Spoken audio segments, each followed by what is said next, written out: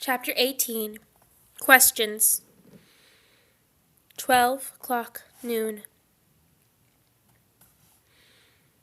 Now Alex knew. That's what Jordan and his goons were talking about when they asked, "You don't know." That's why everyone got sent early from school. That's why the people on the bus looked worried. That's why his mom was stuck at work. That's why he was supposed to bring Nunu straight home. And that's why all his friends had been told to leave the TV off. All those weird moments had been bugging him since second period had made sense. It was like a Rubik's Cube, where everything seems like a total jumble until all the pieces slid into one place. For a split second, he understood. Then there were a flood of new questions filled his head. Who did it? Why did they do it? How could those huge towers just collapse? Did anyone die? How many? And now he knew he wanted to know more.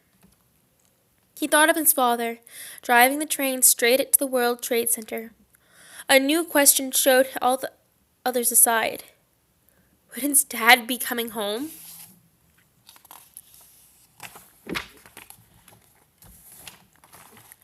Chapter 19. Mac. 12 o'clock, noon. Across town, a little house that looked a lot like Alex's, an old man sat in his den watching the disaster unfold on TV. Like Alex, like the people of all over the world that day, his head was full of questions. He was desperate for news, searching for answers. His name was McKnight. Everyone called him Mac. His grown son, Bobby, called him Pop.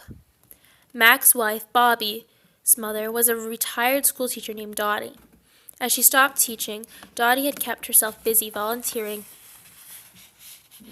at the library until Alzheimer's clouded her brain and left her unable to take care of herself.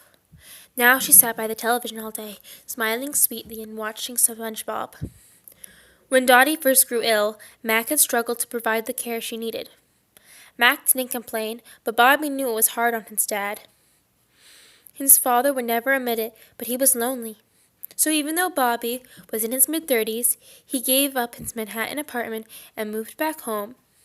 He told his dad it was to help care of his mom, but the truth is that Bobby needed Mac just as Mac needed Bobby, and just as much as Dottie did. Now, every morning, Mac would rise early to put on the pot of coffee. Bobby would come down in his clean white shirt, his tie loosened, and his sleeves unbuttoned. "Good morning, Pop," he said. "What's so good about it?" Mac would grumble. It was their little joke, part of their morning routine. Then, father and son would quietly read the paper and sip their coffee together before Bobby would rise, pat his Pop on the shoulder, and head off to the commuter rail into Manhattan. Bobby worked at the World Trade Center. Now a single question ran through Mac's head, over and over. Would his son be coming home? Chapter 20. The Man in the White Shirt. The man in the white shirt helped a cop lower another injured victim on the plastic chair.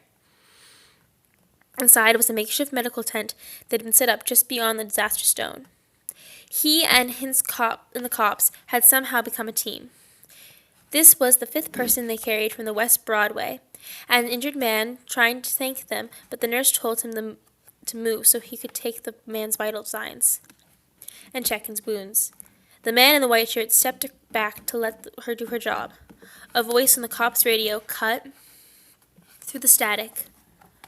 The cop paused to listen and ran back into the street and disappeared around the corner, headed south. Then she was gone before the man in the white shirt could say goodbye. Only then did he realize that he did not know the cop's name. The man in the white shirt stepped outside, suddenly very, very alone. His hand began to tremble and his legs began to quiver. He sat down heavily on the curb. At first he thought that it was a muscle fatigue from carrying all those injured people. He just needed a moment to rest. Then his eyes started to burn. He blinked, a warm tear rolling down his cheek. What he needed wasn't rest. He needed his family. He needed to go